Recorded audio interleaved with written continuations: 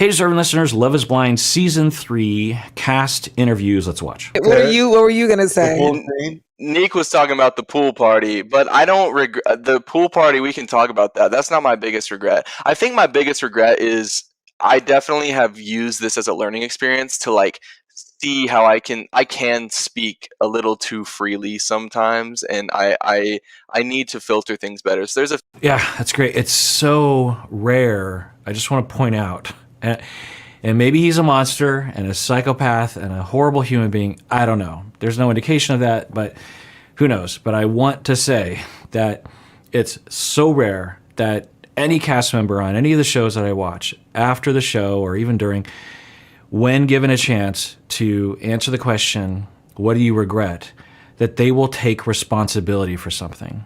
That makes sense. That seems to represent what actually happened on the show, which is what he's doing right now in terms of the way I saw it. One of his issues was that he just didn't consider other people's feelings. Now, hopefully he has that part to it, right?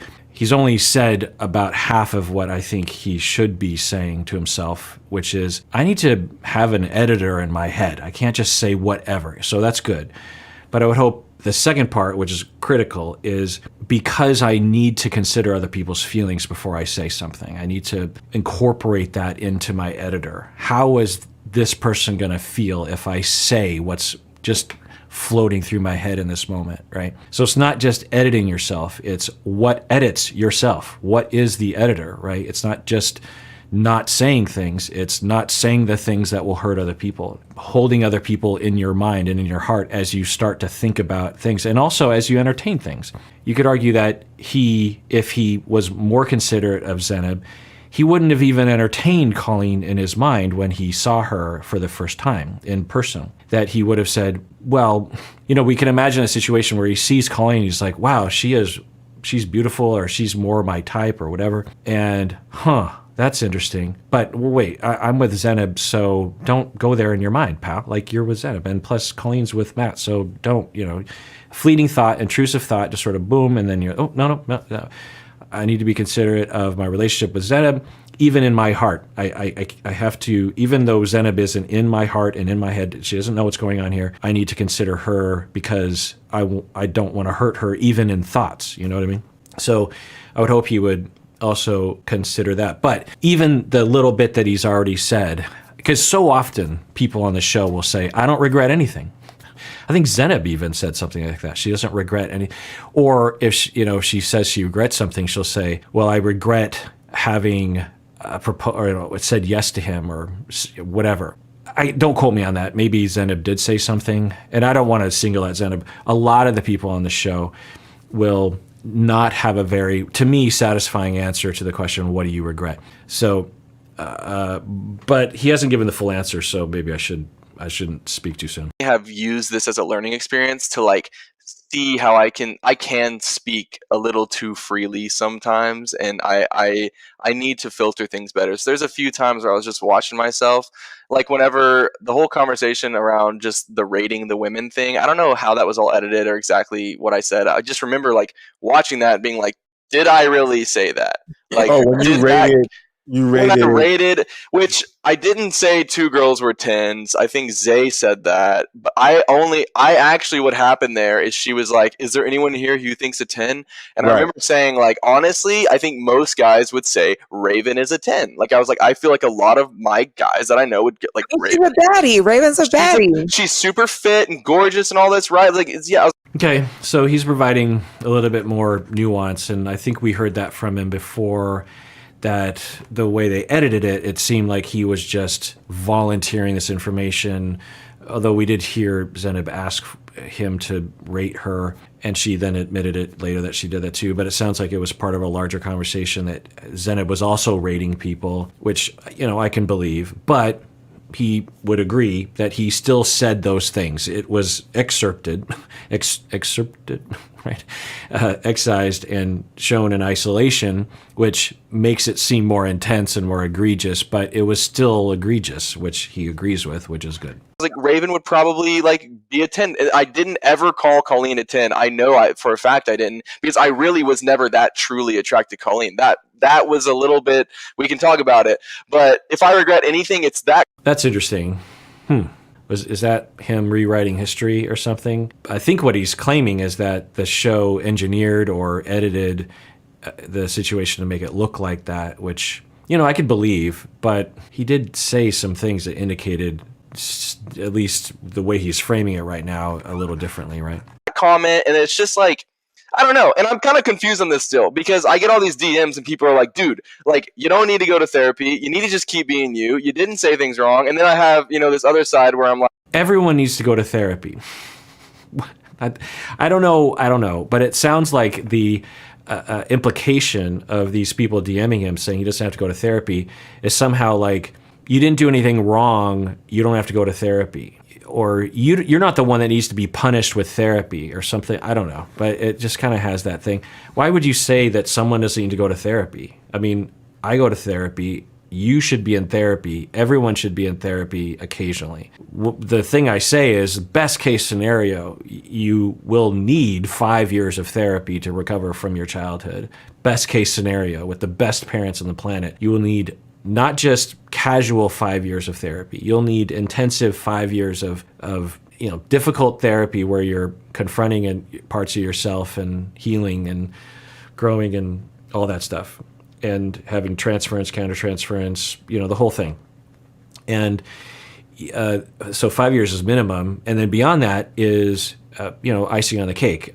I would probably recommend everyone be in therapy periodically their entire life. There are some people that I know, and they will tell me that they should be in therapy for the rest of their life because of the traumas that they've been through. So for someone to DM him without knowing, I'm thinking he's saying that randos are DMing him and saying, you don't need to go to therapy. Like, what?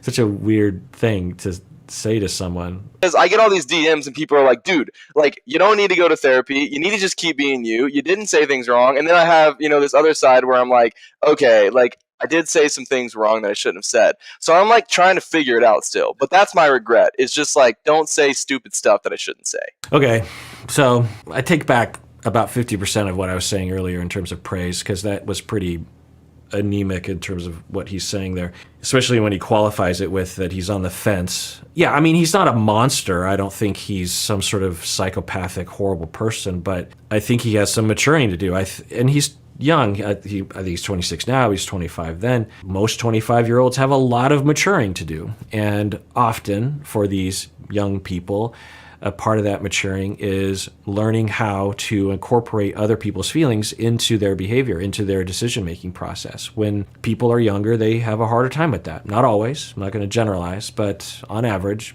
it's true. It's shown. Research shows that. So he should do that too, in addition to a lot of other people his age. And I think it showed on the show that he had some growing to do there.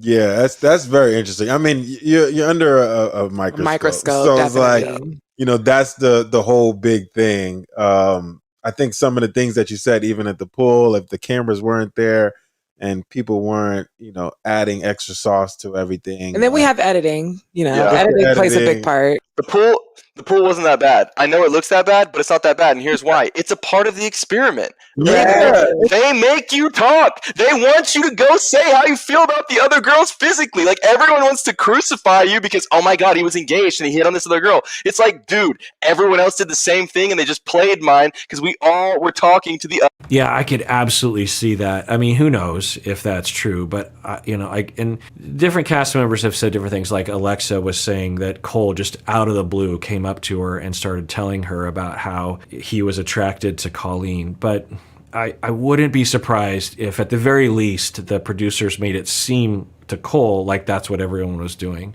Or they did actually, because the thing that happens on these shows, it's a real situation. It's reality TV, and that these individuals, I believe, are in reality trying to fall in love, actually falling in love, actually getting engaged, and actually intending on getting married, at least at the beginning. Beyond that, things I think get a little different, right? For the Brennans and the Alexas, it's all real. For the Camerons and the Laurens, it's real from beginning to end in terms of the main storyline. For others, I think there is a period of time after meeting the individual that they are like, no, I don't think this is the one. And then a lot of stuff beyond that is fake. In fact, Cole has admitted as much. He has said that 2 days before the wedding, he told Zena that he didn't intend on marrying her. He intended on saying no at the altar. So everything that they said on the episode when they were having the wedding was faked, because they both knew they weren't going to get married. There's all this buildup right before the wedding, like, oh, yeah, and they're talking with the family, and yeah, I don't know what I'm going to say when they knew. So Cole has admitted that. Who knows if that's true? But there's no reason, he doesn't have a reason to lie about that, right? So my point is that a lot of it's real, but some of it is manufactured, but it's manufactured in a way that emphasizes things that are real, I guess. The producers push them to do things they wouldn't do normally because they know it's going to play well, but the individuals that are being pushed don't think of themselves as acting outside of reality, probably. Anyway, so I could totally see a situation where they sit them down and actually have like a meeting with, they're all sitting there in their bathing suits by the pool, and they're like, okay, here's what's going to happen today. We're going to do this, we're going to do that. And I want you to think, maybe even jot some notes down about who, now that you've seen the other people, who would you date? You know, who would you be, you know, if things were different and you weren't engaged to the person you're engaged with, who would you maybe get together with? Or, you know, you're not going to, but who would you entertain? Or who would you, if you met them at a party, who would you possibly want to talk to? I want you all to jot down a few names, and I know you all have at least a couple of people, because, you know, there's a lot of attractive people here, right? You know, jovial nature. And then they go around with the camera and the interview, and they ask questions. I don't know, it's total speculation.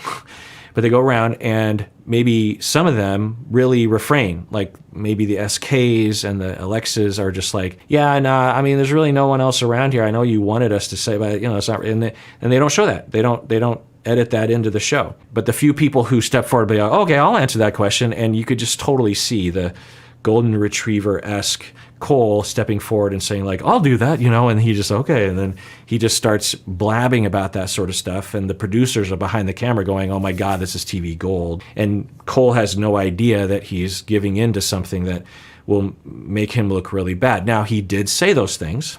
So it's not that he was, you know, a robot being programmed to say things that were ridiculous. He did say those things. So I would hope that he would look at that. I hope that he would say, well, I was manipulated to some extent, but I still said those things, and that's an issue with my personality. I would hope that he would do that. And he's in therapy. I think he's doing that. To surface level, like, what was the reason why 100%.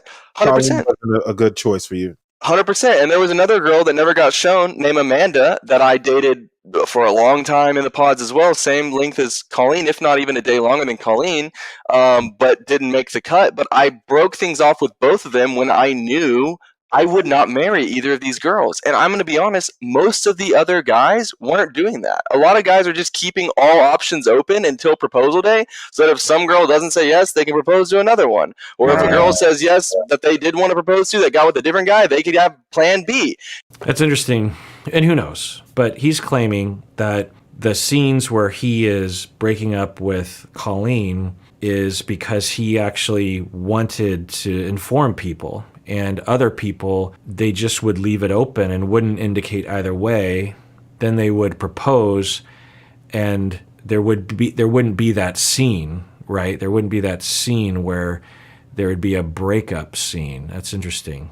I mean, that's possible. It's also possible it's just how he sees it or something, or he's just identifying one person.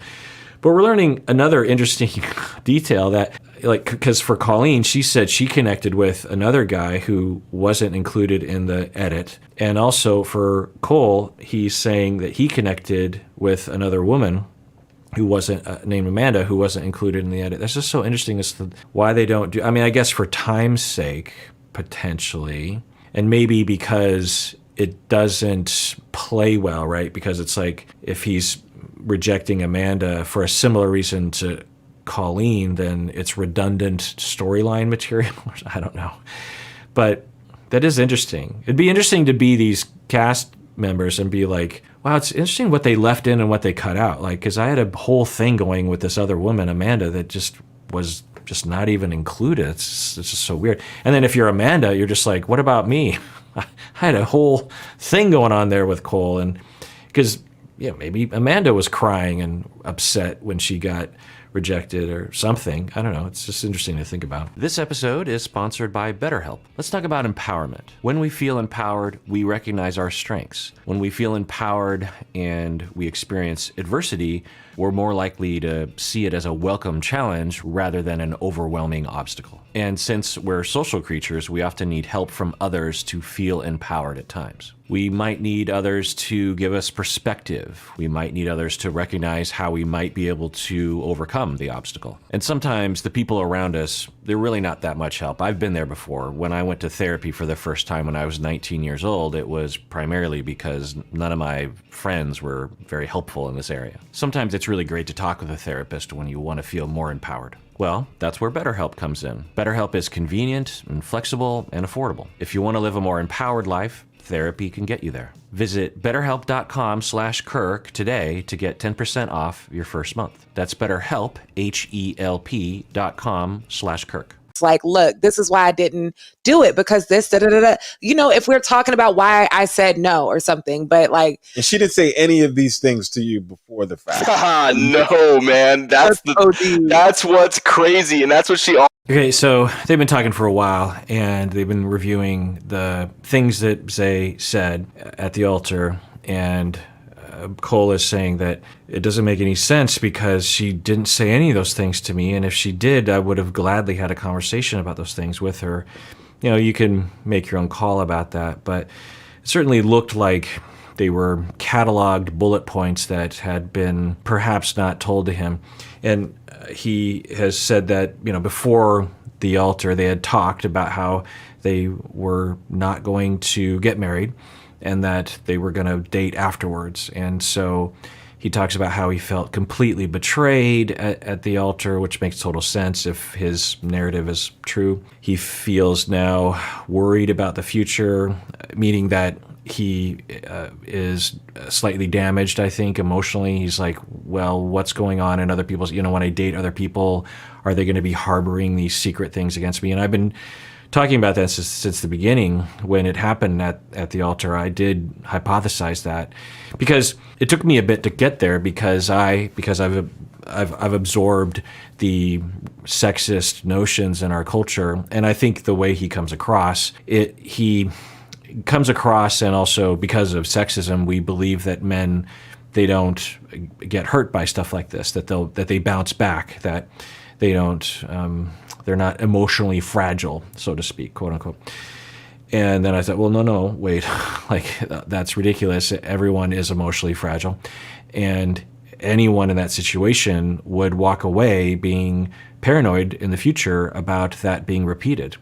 Because according to his story, and who knows if it's true, but it sounds credible, that he thought that, or they had talked about how there wasn't going to be any drama. So he goes into the wedding thinking, well, we're going to say no, and then we're going to date afterwards. And we're still friends, and we're on each other's side. We have each other's back. And then, boom, complete 180 and attack, accusing him of some horrific things, even though in the midst of her saying that she loves him and that she thinks he's a good guy, those things did not match up with what she was accusing him of doing. Then her friends give her applause and cheers, like, yeah, you get him.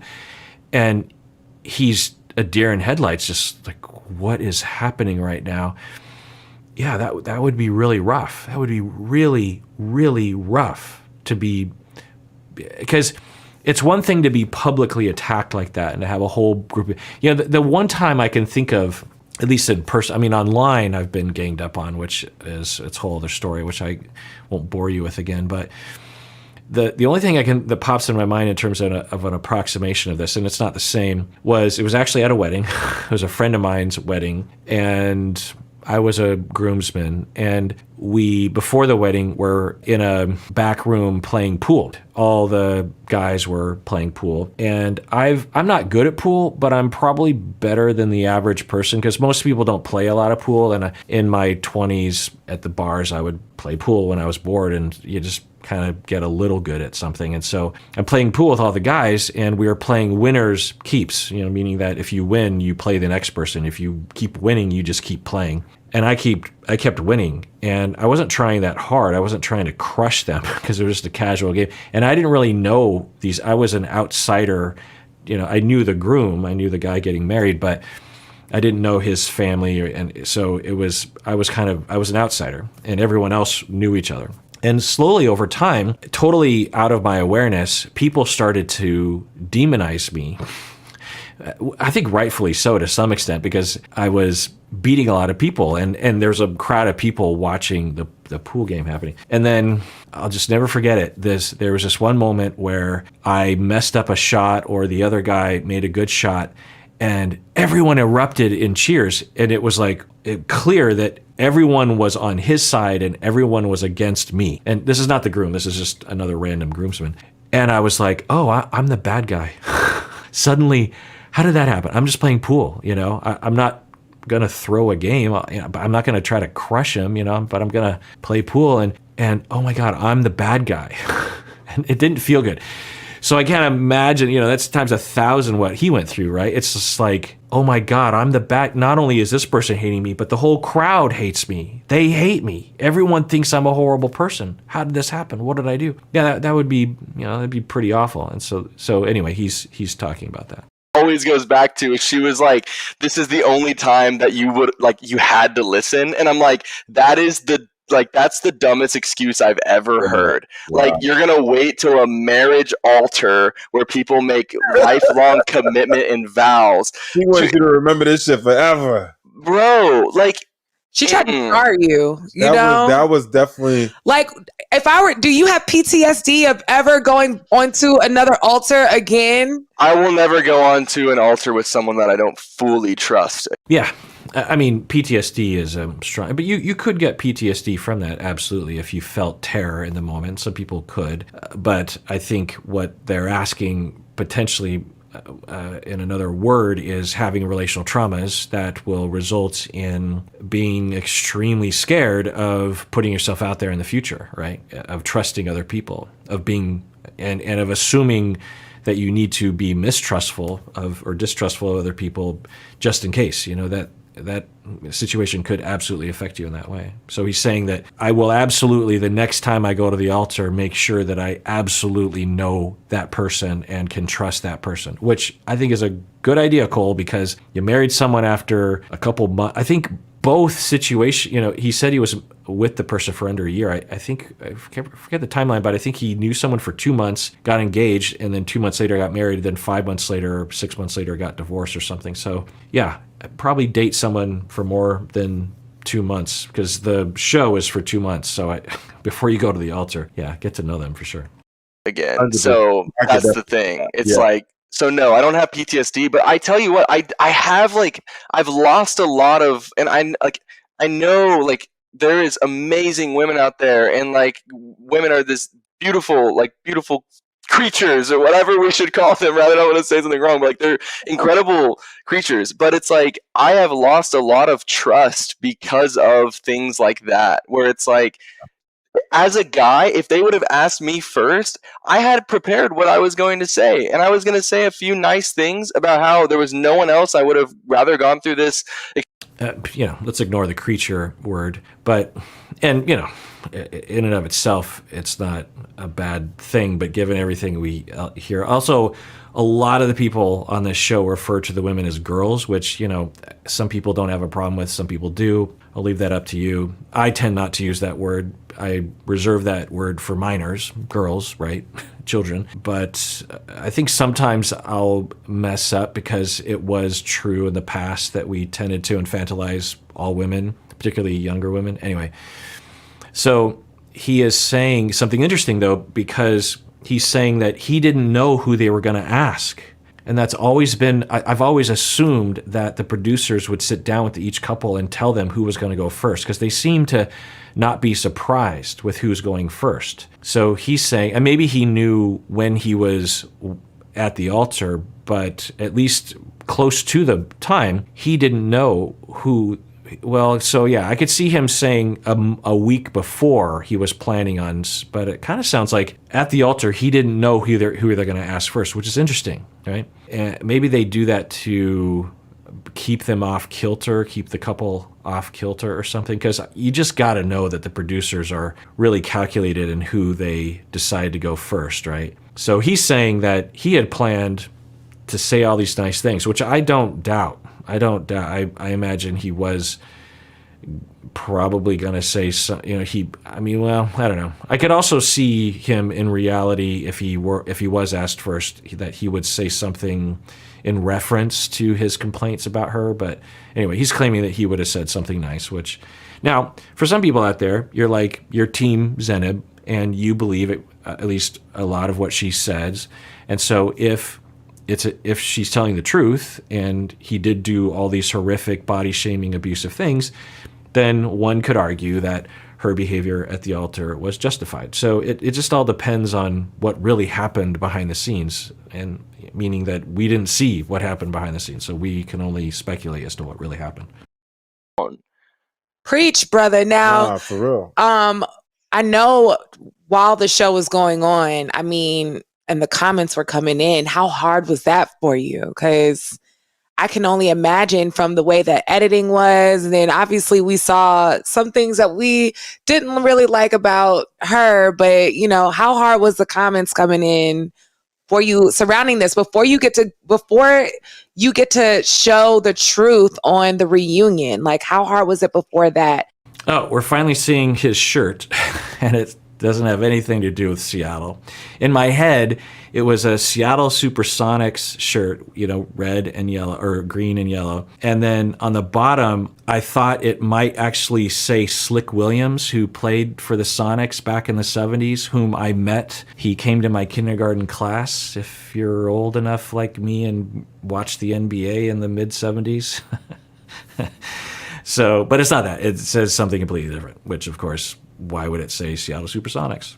Pretty quickly, you learn that, it's just not healthy to read 10,000 people's opinions on you. Yeah. Yes, sure. So, absolutely. Sometimes you got to turn your comments off. Sometimes you can only let the people who you follow comment on your stuff because you just don't necessarily want to let the outside world in. But luckily, you didn't have to do that as much as Zenib. All right, well, that does it for that episode. Everyone out there, please take care of yourself because you deserve it. You really, really do.